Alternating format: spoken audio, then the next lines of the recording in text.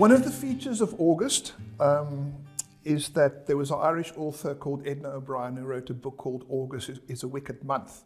But August is also Pinot Noir month in the world. And during Pinot Noir month, I'm going to be talking to Andries Burger, who is the only cellar master that Paul Clüver Wines has ever had. Paul Clüver, the eponymous wine estate in the cool climate region of Elgin. So I've got Andries here with me.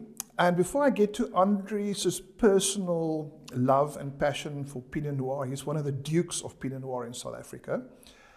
I just want to go back to the origin of Pinot Noir on this beautiful Paul Clüver winery in Elgin. When did the variety start here? Well, the first vineyards were planted after a study done by Ernest Leroux, where he did his master's degree on the classification of the climatic conditions in South Africa. So basically based on the Winkler classification, and they discovered that there's not a lot of cool climate areas. So he expanded the study and came across Elgin and realized Elgin is cool climate. After that, a joint venture was formed with Dr. Clüver, my father-in-law, where the first vineyards, commercial vineyards, was established in the valley in 1987. So in 1987, we planted the first vineyards, but that was Riesling, Gewürztraminer, and Chardonnay. And 1990, we planted the first Pinot Noir vineyard. And as I say, the rest is history.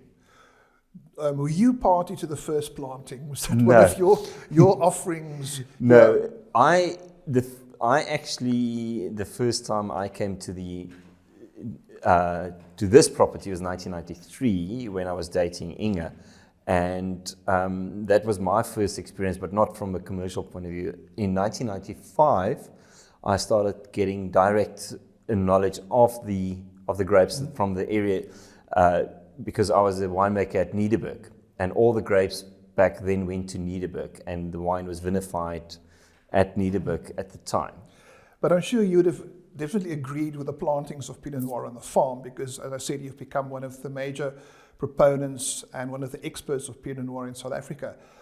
But just to go back, because I believe that every Pinot Noir maker has some kind of light bulb moment, a wow factor, cementing his relationship with this magnificent, mysterious, mythical, I'm not going to use the word heartbreak grape because that's a cliche.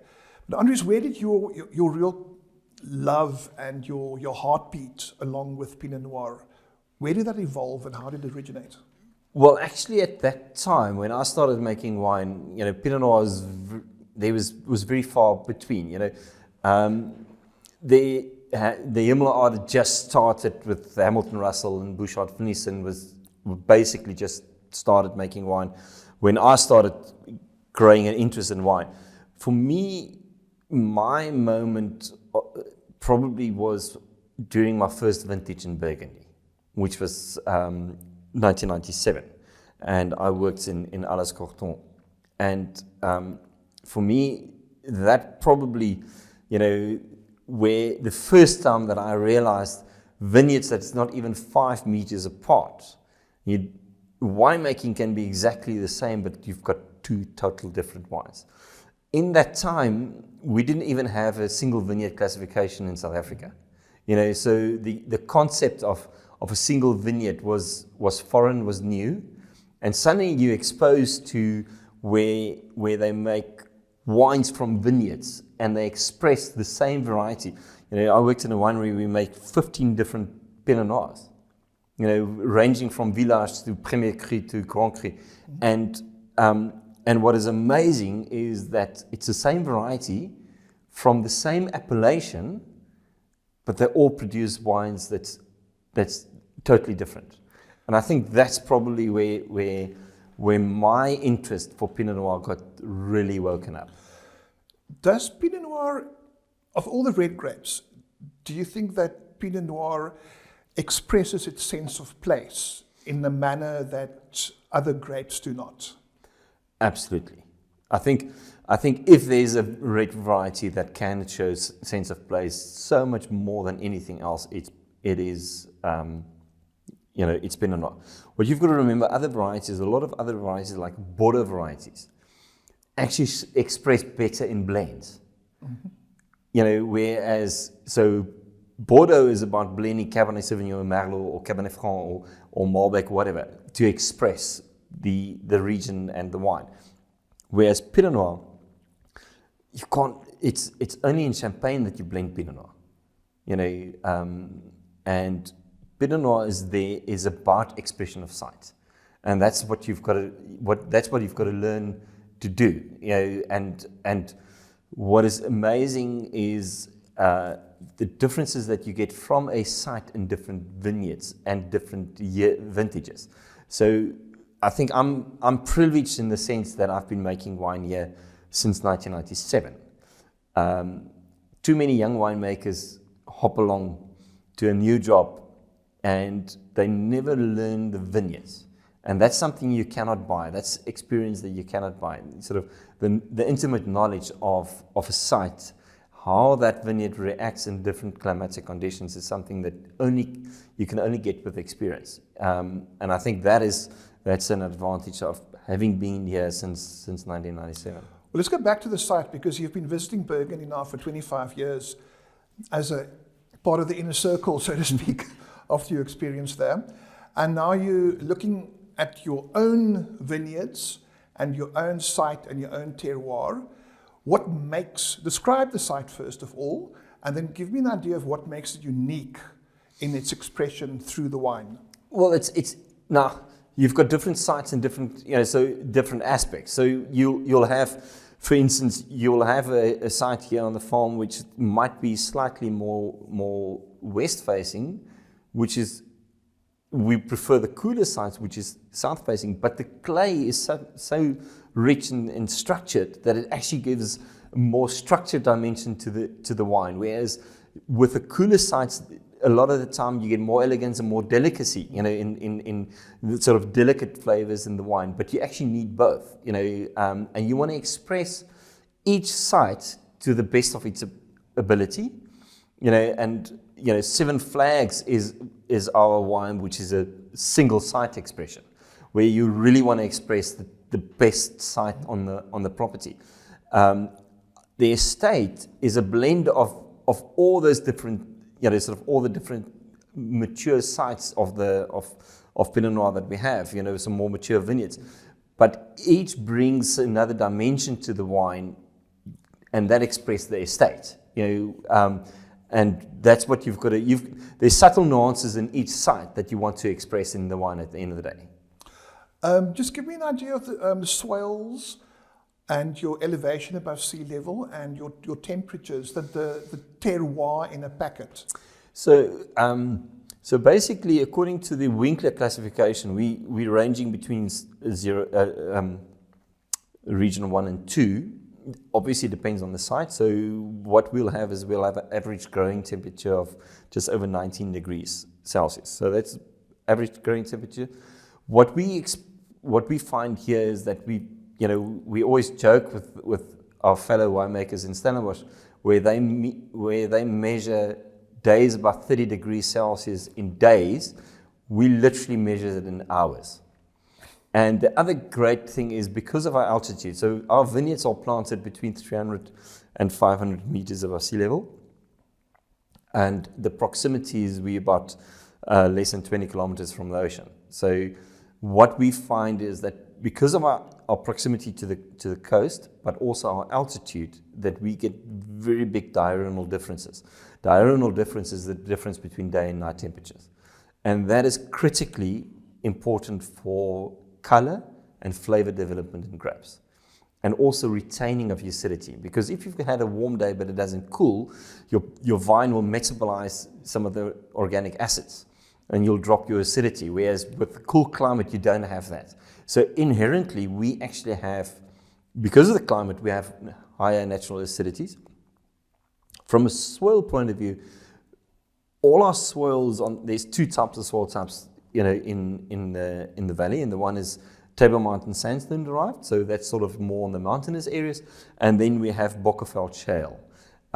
We only plant in the Bockerveld Shale, and that's normally associated with sort of a rocky shale, base and clay, which you can break.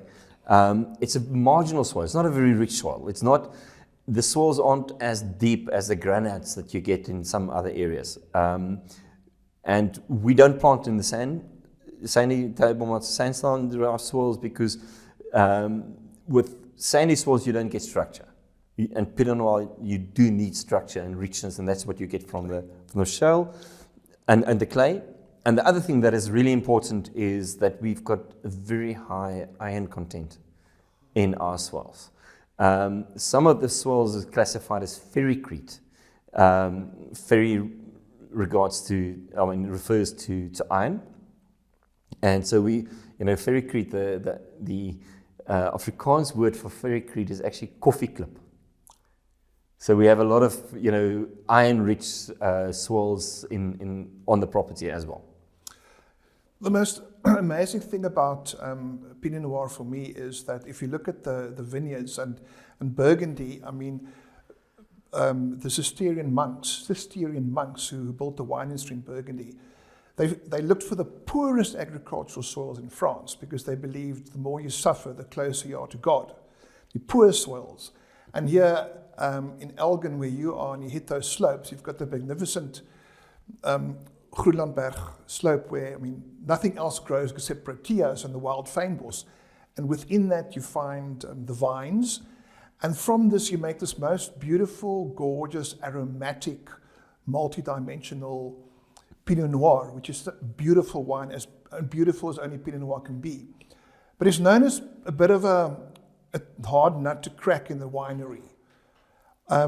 What do you need to transform what nature's given you into such a magnificent wine in Pinot Noir? I think firstly, you need a lot of passion for Pinot Noir. And Pinot Noir is not one of those, Pinot Noir, Burgundy, it doesn't matter where it comes from in the world. It's not the easiest variety to understand. If you think, with Bordeaux varieties, general bigger is better, it's definitely not so with Pinot Noir. Less is more. And it's the subtlety. It's that subtlety, that subtle nuances that delivers great complexity. A great wine is never obvious. A great wine is not a wine that's going to shout at you, be in your face, and say, a great wine and great Pinot Noir is never going to be like that. A great Pinot Noir is you're going to taste the wine, you're going to smell something, and you're going to say, there's something else. I want to taste this again. And you're going to taste it again, and you're going to discover another flavor. It's a wine where there's going to be a lot of salinity. It's a wine where it's going to make you salivate. You want to taste it again and again. So Pinot Noir is more about the discovery than just drinking. It's more about the discovery and that subtle nuances that makes it more complex. Yeah, I always tend to relate Pinot Noir to jazz music, because if you listen to one of John Coltrane's or a Charlie Parker saxophone, it goes all over the show. There's a classic structure and a classic frame, but it goes off anywhere in any kind of mysterious direction. But in the cellar, you make it very cold. Well, we basically, I like to give a cold maceration prior to ferment, before we start the fermentation. And that's normally about a week. And then after that, normally around about day 5, 6, fermentation starts happening. I tend not to keep the cooling on for another couple of days. And the reason is just I want to eliminate wild yeast that's not strong enough. So basically what we'll do is we'll get the Chardonnays the Pinot Noir to start the fermentation. And then, so we start the fermentation quite cold.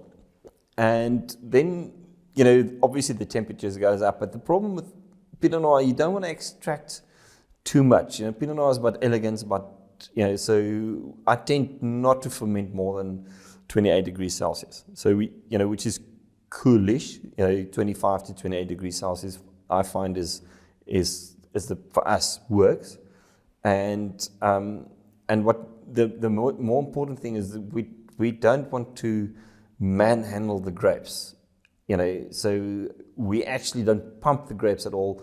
It goes from an elevator to a satellite pod that goes to tank, and then we feed it with gravity.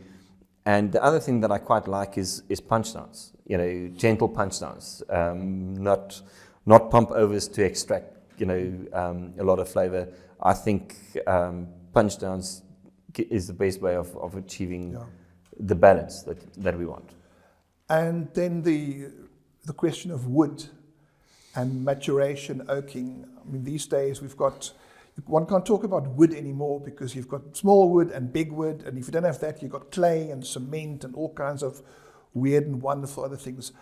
But what vessels do you expose the Pinot Noir to, and for what amount of time? So it depends on the wine. The estate and Seven Flags is fermented in wooden fermenters. So basically 5,000 liters, 4 tons wooden fermenters. Well, the difference between that and stainless steel is very susceptible to ambient temperatures. So if it's cold in the cellar, the outside is colder than the middle of the tank. So what you'll find is if you measure at 10 different spots in a stainless steel vessel, the temperature in the fermentation cake, you'll get variation in temperatures. Whereas in a wooden fermenter, it's far more homogeneous. Yeah. So what you'll find is that if you measure temperature at different spots in that vessel, they will be more or less the same. So what you have is you've got a far more even fermentation, whereas in a stainless steel vessel, the fermentation rate at the bottom and the middle of the vessel is different. And that's why it's a little bit more difficult. Whereas with the wooden vats, although it's a nightmare to keep clean, but it's so much better.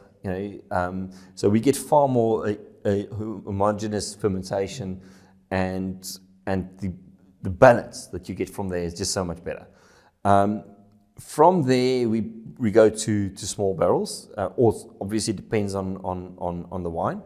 But in general, we work on, we don't buy more than 20% near oak per year. So Chardonnay might be 25%, Pinot Noir might be 15% near oak. Oak is there to support the wine and not the other way around. The oak should lift the fruit. It should give a framework of support to highlight the elegance and sort of, it literally needs, it's the framework that supports the wine. It shouldn't dominate it. I find that in the past decade or so, barrels and the influence of barrels have changed immensely. I mean, you now have these blonde toastings, very lighter toastings, where I'm sure when you started out winemaking, you had to choose between big splinters, small splinters, and... Yeah, so if you look at barrels, I mean, when I started off, blisters in the barrel was much more prevalent than today. We use a lot more light and blonde toast barrels, because we don't want that oaky, smoky toasted influence in the wine. And what is interesting is your relationship with the cooper must be so much better when you use a blonde toast barrel, because if the wood wasn't seasoned very well, it'll show much quicker in a blonde toast than in a heavy toasted barrel. And because to hide a mistake from a cooperage, they over toast it, because then they hide the mistakes. Exactly. So unseasoned and bad quality wood, you'll tend to find the coopers will go for that, higher toasting. So you've got to have a really great relationship with your cooper, and they need to understand your wine. And what is fortunate, the coopers that I buy barrels from, either I have visited the cooperage, or the cooper, not the salesperson, the cooper, has been to South Africa.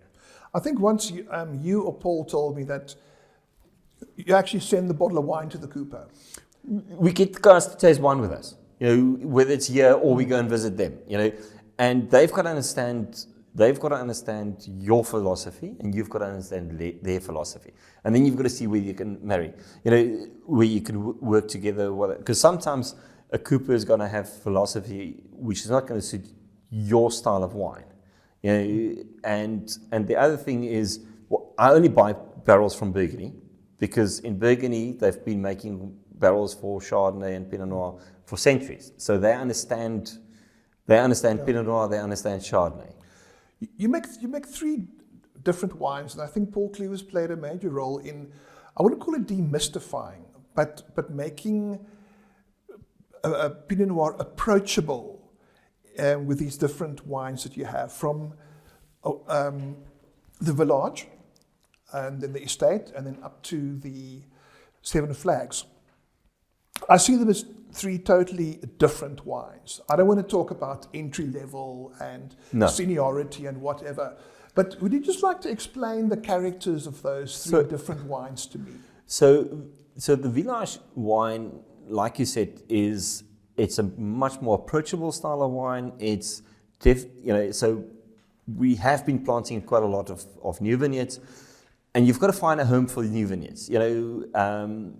What is interesting is I tasted, it was based on a Chardonnay. We tasted wine with Domaine Jacques Prieur, with Martin Prieur in Burgundy once, and it was Merceau Santonos, Chardonnay vineyard, and we tasted from a barrel, and Martin immediately said,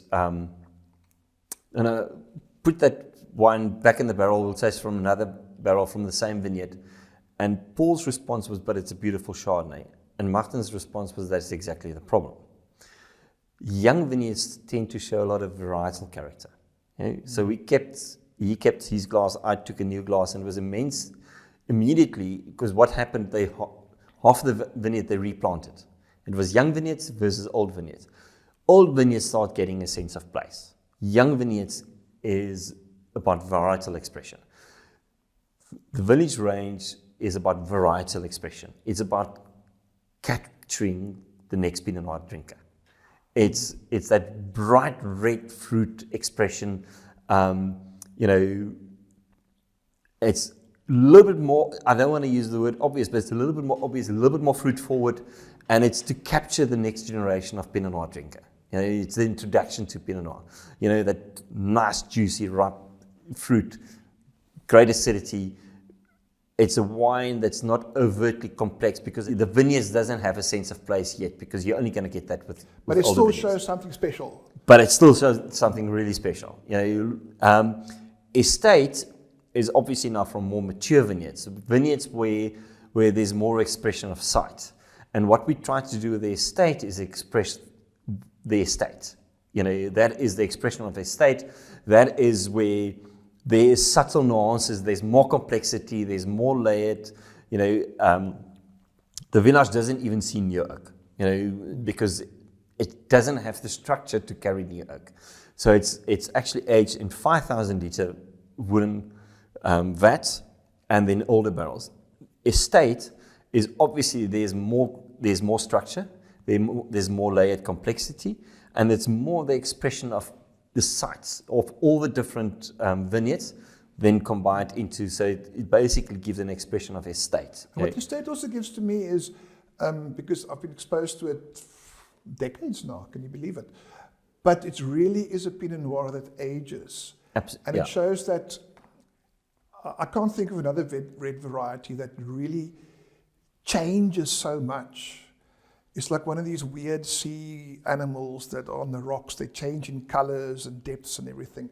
And I think that the wine's ability to age really can only come from greater terroir. Yes, absolutely.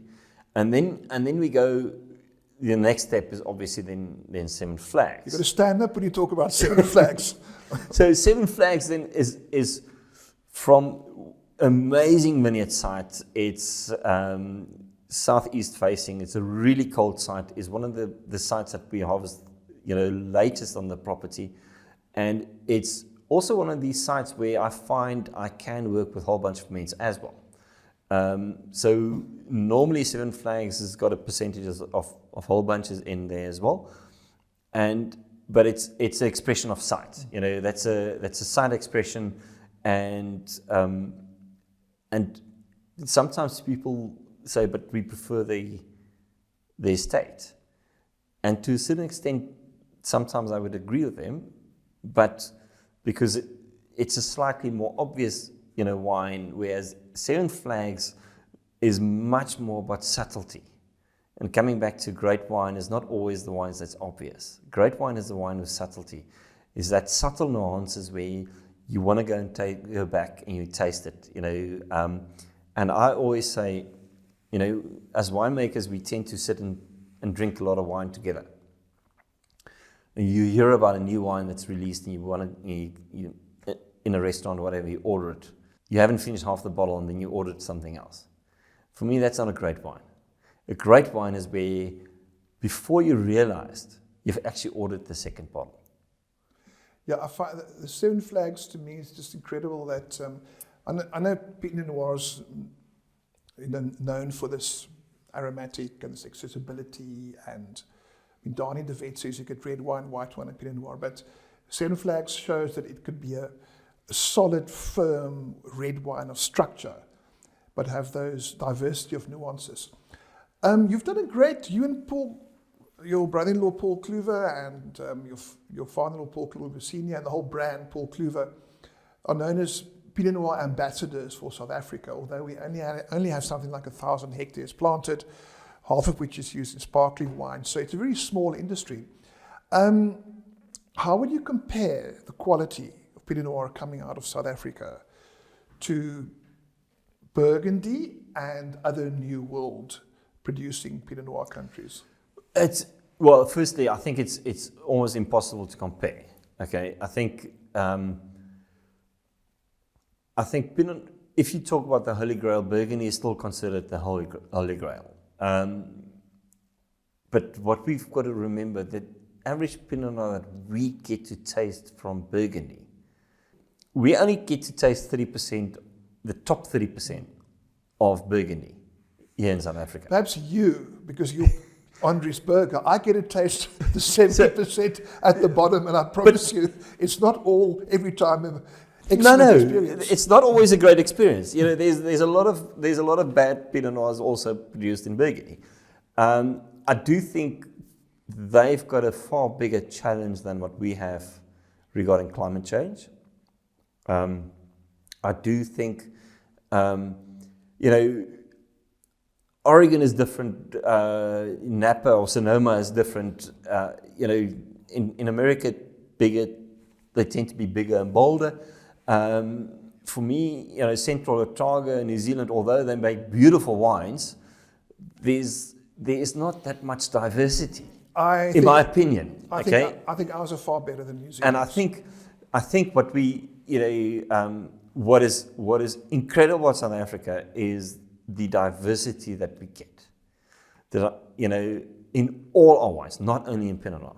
And I think the great advantage to South Africa is, yes, there's similarities. You know, there is similarities in our wines between Elgin and Joubert. But I do think there is so much diversity in South Africa compared to other wine producing areas in the world. And I think that's what makes it interesting. And I do think we can compete with the rest of the world. You know, if, you know, both Paul and I, we're not competitive, we just hate losing. And I don't think we would have been, I don't think we would have produced Pinot Noir if we didn't think we can do a great job of it. I think it's one of the great varieties that we can use to promote the South African wine industry, because having the reputation that it does, if you go into the world and you recognize for making a damn fine Pinot Noir, you can be pretty much taken seriously as a wine producing country as a whole. Yes, absolutely. Andries, I want to thank you very much for this time we've had a chat, and thanks for what you're doing for the Pinot Noir industry, you and Paul Clüver, being an ambassador of the brand, and we're going to enjoy the rest of the month and go outside and have a glass of Paul Clüver Estate.